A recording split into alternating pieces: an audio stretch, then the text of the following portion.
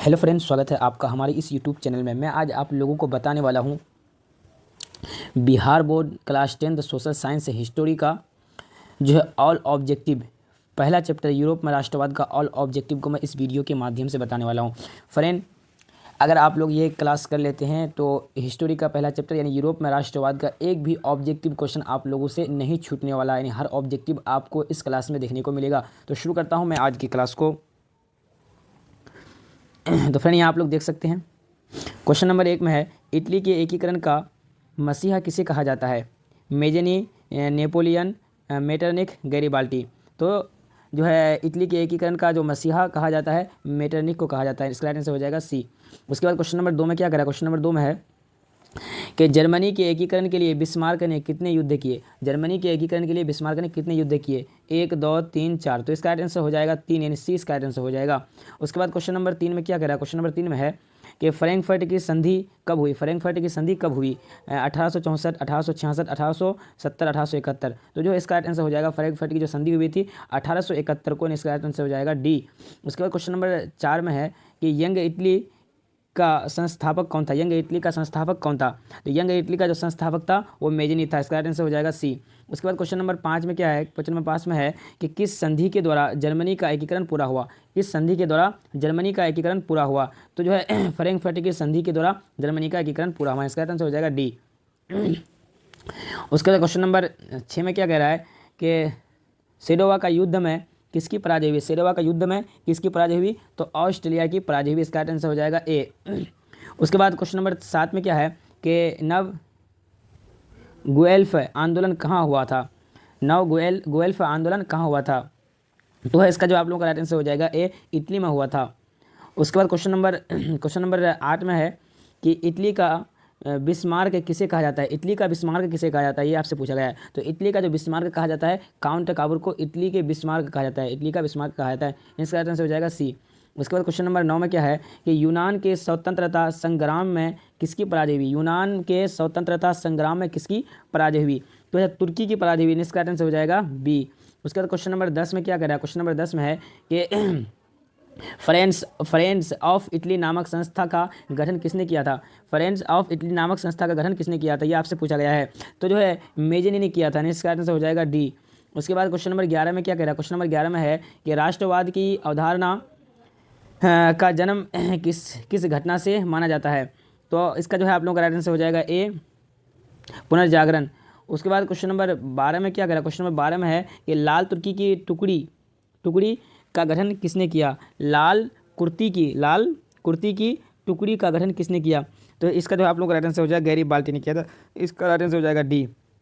उसके बाद question number 13 में क्या कह रहा है? क्वेश्चन नंबर 13 में कह रहा है कि वियना कांग्रेस में कौन राष्ट्र सम्मिलित नहीं था? वियना कांग्रेस में कौन राष्ट्र सम्मिलित नहीं था, ये आपसे पूछा गया है। ब्रिटेन, रूस, फ्रांस, जर्मनी। तो इसका आप लोगों का राइट आंसर हो जाएगा डी, जर्मनी नहीं था। उसके बाद क्वेश्चन नंबर 14 में क्या करा? क्वेश्चन नंबर 14 में है यूरोप का मरीज किसे कहा जाता है? तो यूरोप का जो मरीज कहा जाता है आप लोगों को पता है कि सी, यानी इस तुर्की को कहा जाता है यूरोप का मरीज। उसके बाद क्वेश्चन नंबर 15 में है कि गैरीबाल्टी पेशे से क्या था? तो गैरीबाल्टी पेशे से क्या था? तो नाविक था। इसका आंसर हो जाएगा डी। उसके बाद क्वेश्चन नंबर 16 में क्या है? क्वेश्चन नंबर 16 में है नेपोलियन ने जर्मनी में किस संधि की स्थापना की? नेपोलियन ने जर्मनी में किस संधि की स्थापना की, ये आपसे पूछा गया है। तो जो है इसका जो है आप लोगों का राइट आंसर हो जाएगा सी, रायन राज्य संघ। उसके बाद क्वेश्चन नंबर 17 में है कि नेपोलियन संहिता किस वर्ष लागू की गई? नेपोलियन संहिता किस वर्ष लागू की गई, ये आपसे पूछा गया है। तो जो इसका जो है आप लोगों का राइट आंसर हो जाएगा डी, 1804 में। क्वेश्चन नंबर 18 है, किसने कहा था कि जब फ्रांस छींकता है तो बाकी यूरोप को सर्दी जुकाम हो जाता है? किसने कहा था, आपसे पूछा गया है। तो मेटरनिक ने कहा था। उसके बाद क्वेश्चन नंबर 19 में क्या है? क्वेश्चन नंबर 19 में कह रहा है कि काउंट काबुर को विक्टर एमैनुअल ने किस पद पर नियुक्त किया? काउंट काबुर ने विक्टर एमैनुअल को किस पद पर नियुक्त किया था? तो प्रधानमंत्री पर नियुक्त किया था। इसका आंसर हो जाएगा सी। उसके बाद क्वेश्चन नंबर 20 को देख लेते हैं। क्वेश्चन नंबर 20 में कह रहा है कि इटली एवं जर्मनी वर्तमान में किस महादेश के अंतर्गत आता है? इटली एवं जर्मनी किस महादेश के अंतर्गत आता है? तो यूरोप महादेश के अंतर्गत आता है। इसका आंसर हो जाएगा सी। उसके बाद क्वेश्चन नंबर 21 में क्या कह रहा है, किस युद्ध के बाद जर्मनी का एकीकरण पूरा हुआ, किस युद्ध के बाद जर्मनी का एकीकरण पूरा हुआ, तो सेडोन का युद्ध के बाद जर्मनी का एकीकरण पूरा हुआ, इसका आंसर हो जाएगा डी। उसके बाद क्वेश्चन नंबर 22 में क्या कह रहा है कि यूरोपीय सभ्यता का पालना किसे कहा जाता है, यूरोपीय सभ्यता का पालना किसे कहा जाता है, ये आपसे पूछा गया है, तो इसका आंसर हो जाएगा डी, यूनान को कहा जाता है। उसके बाद क्वेश्चन नंबर 23 को देख लेते हैं। क्वेश्चन नंबर 23 में क्या कह रहा है कि जालवेन की स्थापना किस राज्य ने की, तो जो है इसका आंसर आप लोगों का हो जाएगा पर्शिया ने किया था, इसका आंसर हो जाएगा ए। उसके बाद क्वेश्चन नंबर 24 में है कि 1789 की फ्रांसीसी क्रांति के समय वहाँ किस राजवंश की शासन था, वहाँ किस राजवंश की शासन था, तो इसका आंसर बुर्बो वंश की, यानी इसका आंसर हो जाएगा सी। उसके बाद क्वेश्चन नंबर 25 में क्या है, क्वेश्चन नंबर 25 में है कि जालवेन एक संस्था थी, तो जो है आप लोगों का इसका आंसर व्यापारियों की। उसके बाद क्वेश्चन नंबर 26 है 1829 ईस्वी की एड्रियानोपल की संधि किस देश के साथ हुई, तो जो है तुर्की के साथ हुई थी, किसके साथ हुई, तुर्की के साथ, इसका आंसर हो जाएगा ए।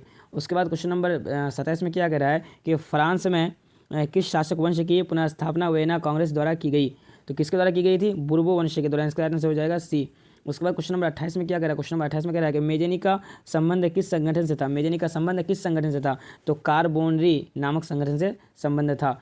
उसके बाद क्वेश्चन नंबर 29 में रक्त एवं लौह नीति किसने अपनाई, ये आपसे पूछा गया है, मेजेनी, उसके बाद है हिटलर ने, बिस्मार्क ने, और उसके बाद है विलियम प्रथम ने, तो इसका आंसर आप लोगों का हो जाएगा सी, बिस्मार्क ने अपनाया था। उसके बाद क्वेश्चन नंबर 30 में क्या कह रहा है, क्वेश्चन नंबर 30 में है कि इटली के एकीकरण का तलवार किसे कहा जाता है, इटली के एकीकरण का तलवार किसे कहा जाता है, आपसे पूछा गया है, तो मेजेनी, नेपोलियन, उसके बाद मेटरनिख और गैरिबाल्टी, तो इसका आंसर हो जाएगा डी, गैरिबाल्टी। उसके बाद क्वेश्चन नंबर 31 में क्या कह रहा है, क्वेश्चन नंबर 31 में है ये फ्रांस के किस राजा ने कहा था मैं अंग्रेजी राजा की भांति शासन करने की अपेक्षा लकड़ी काटना अधिक पसंद करूंगा, यानी कि फ्रांस के किस राजा ने कहा था कि अंग्रेजी राजा की भांति शासन करने से जो है अपेक्षा यानी लकड़ी काटना ही मैं पसंद करता हूँ, किसने कहा था, तो जो है चार्ल्स जो है दशम ने कहा था, किसने कहा था, चार्ल्स दशम ने कहा था, इसका आंसर हो जाएगा डी। उसके बाद क्वेश्चन नंबर 32 को देख लेते हैं। क्वेश्चन नंबर 32 में क्या है, क्वेश्चन नंबर 32 में है कि कार्बोनारी की स्थापना किस वर्ष हुई थी, 1810, 1815, 1830, 1848, तो इसका आंसर हो जाएगा 1810 में हुई थी, इसका आंसर हो जाएगा ए। उसके बाद क्वेश्चन नंबर 33 में क्या कह रहा है कि यूरोप वासियों के लिए किस देश का साहित्य एवं ज्ञान विज्ञान प्रेरणा का स्रोत रहा, ये आपसे पूछा गया है, तो इसका आंसर हो जाएगा बी, यूनान। उसके बाद क्वेश्चन नंबर 34 में क्या कह रहा है, किस संधि द्वारा स्वतंत्र यूनान राष्ट्र की स्थापना हुई, ये आपसे पूछा गया है, तो इसका आंसर हो जाएगा सी, कुस्तुनतुनिया की संधि द्वारा। उसके बाद क्वेश्चन नंबर 35 को देख लेते हैं। क्वेश्चन नंबर 35 में कह रहा है हंगरी की भाषा क्या थी, तो मैगियार, इसका आंसर हो जाएगा बी। उसके बाद क्वेश्चन नंबर 36 में क्या कह रहा है, क्वेश्चन नंबर 36 में है जर्मन राज्य का निर्माण किसने किया था, तो नेपोलियन बोनापार्ट, इसका आंसर हो जाएगा बी। उसके बाद क्वेश्चन नंबर 37 में क्या कह रहा है, क्वेश्चन नंबर 37 में है कि इटली एवं जर्मनी के एकीकरण के विरुद्ध निम्नलिखित में कौन था, इटली एवं जर्मनी, तो इसका आंसर हो जाएगा ऑस्ट्रिया, सी, इसका आंसर हो जाएगा। उसके बाद क्वेश्चन नंबर 38 में क्या कह रहा है, मेटरनिख कौन था, आपसे पूछा गया है, तो मेटरनिख कौन था आपसे पूछा गया है, तो रूस का जार था, इसका आंसर हो जाएगा डी। उसके बाद क्वेश्चन नंबर 39 में क्या कह रहा है कि वेना कांग्रेस में पवित्र संघ की योजना किसने प्रस्तुत किया, ये आपसे पूछा गया है, तो रूस ने किया था, इसका आंसर हो जाएगा ए। तो फ्रेंड ये आप लोगों का हो गया कितने क्वेश्चन, ऑब्जेक्टिव क्वेश्चन कितने हुए हैं, तो आप लोगों का 39 ऑब्जेक्टिव क्वेश्चन था। अगर आप लोग ये जितने भी ऑब्जेक्टिव क्वेश्चन है इनको याद कर लेते हैं तो आप लोगों को जो है बोर्ड एग्जाम में कोई दिक्कत नहीं होगी, पहले चैप्टर से जितने भी ऑब्जेक्टिव क्वेश्चन आएंगे आपको जो है मिल जाएगा और बन भी जाएगा। तो फ्रेंड इसी तरह के वीडियो हम लेकर के आते ही रहते हैं। अगर हमारे इस यूट्यूब चैनल में आप अगर नए हैं तो प्लीज़ हमारे इस यूट्यूब चैनल को सब्सक्राइब कर दीजिए ताकि आने वाले हर वीडियो का नोटिफिकेशन सबसे पहले आप तक पहुंचे।